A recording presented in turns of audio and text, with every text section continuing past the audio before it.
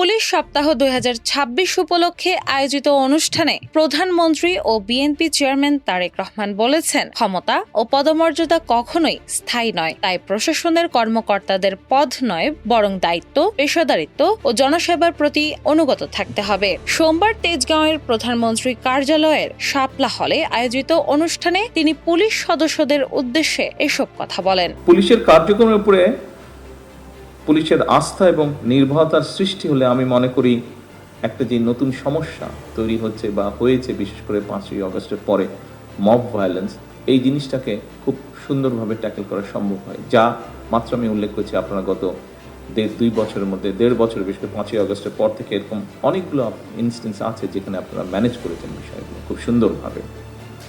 প্রধানমন্ত্রী বলেন, গণতান্ত্রিক ব্যবস্থায় সরকার যেমন নির্দিষ্ট সময়ের জন্য আসে, তেমনি প্রশাসনের কোনো পদও চিরস্থায়ী নয়। তাই ক্ষমতার দম্ভ নয়, জনগণের কল্যাণের দায়িত্ব পালনই হওয়া উচিত একজন কর্মকর্তার প্রধান লক্ষ্য। তিনি পুলিশ বাহিনীকে জনগণের আস্থা ও নিরাপত্তার প্রতীক হিসেবে গড়ে তোলার আহ্বান জানান।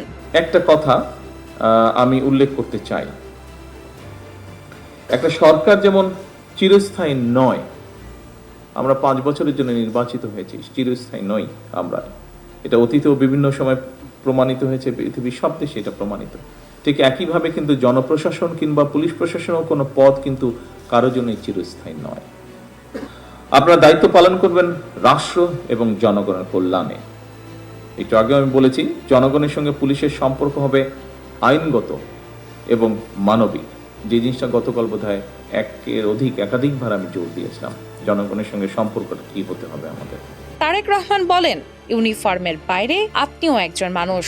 এই উপলব্ধি থেকেই পুলিশকে সাধারণ মানুষের অনুভূতি ও প্রত্যাশাকে গুরুত্ব দিতে হবে। তার মতে, একজন পুলিশ সদস্য যখন মানবিকতা ও দায়িত্ববোধ নিয়ে কাজ করবেন, তখনই রাষ্ট্র আরও নিরাপদ ও জনবান্ধব হয়ে উঠবে। আপনি ইউনিফর্মের বাইরে গিয়ে আমার এই কথার সাথে একদম একমত পোষণ করবেন, এবং আমি বিশ্বাস করি একজন নাগরিক হিসাবে, এবং আমি বিশ্বাস করি ইউনিফর্মের থেকেও আপনি একজন মানুষ হিসাবে এই কথাগুলো বা এই কথার যে প্রতিফলন সেটি আপনিও চাইবেন একজন বাংলাদেশী হিসাবে। তিনি আরো বলেন, দীর্ঘ ফ্যাসিবাদী শাসনের পর 2024 সালের গণ অভ্যুত্থানের মধ্য দিয়ে নতুন বাংলাদেশ গড়ে ওঠার সুযোগ তৈরি হয়েছে। এই বাস্তবতায় পুলিশকে কোনো রাজনৈতিক প্রভাবের বাইরে থেকে আইনের রক্ষক হিসেবে কাজ করতে হবে। দুর্নীতি, সন্ত্রাস ও অন্যায়ের বিরুদ্ধে কঠোর অবস্থান নেওয়ারও আহ্বান জানান তিনি। প্রধানমন্ত্রী আরো উল্লেখ করেন, পুলিশ প্রশাসনই সরকারের কার্যক্রমের প্রতিচ্ছবি। তাই একটি আধুনিক প্রযুক্তি নির্ভর, দক্ষ ও মানবিক পুলিশ বাহিনী গড়ে তুলতে সরকার কাজ করছে। তিনি পুলিশ সদস্যদের জনগণের সেবক হিসেবে নিজেদের প্রতিষ্ঠিত করার আহ্বান জানান। ডেস্ক রিপোর্ট, বাংলা বাজার পত্রিকা।